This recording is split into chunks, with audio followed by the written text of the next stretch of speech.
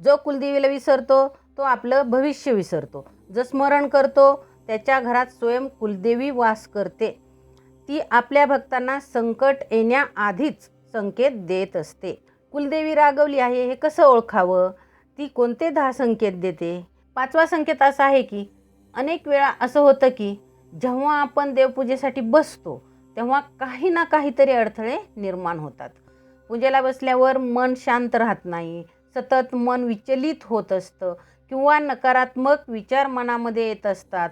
म्हणजे आपली कुलदेवी आपल्यावर नाराज असल्याचा कुलदेवीकडून मिळणारा हा संकेत आहे.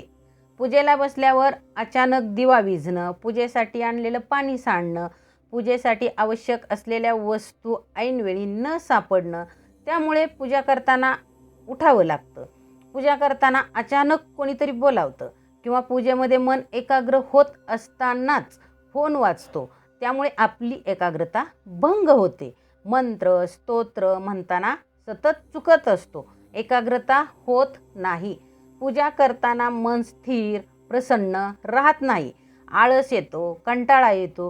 कधी कधी तर कितीही प्रयत्न केला तरी पूजा पूर्ण होत नाही. मग ती कशी तरी पूर्ण केली जाते.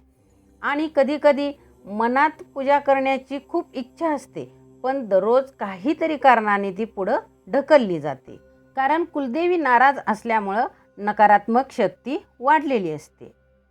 असेच आणखी कुलदेवीचे शक्तिशाली संकेत जाणून घ्यायचे असतील तर खाली दिलेल्या लिंकवर क्लिक करा.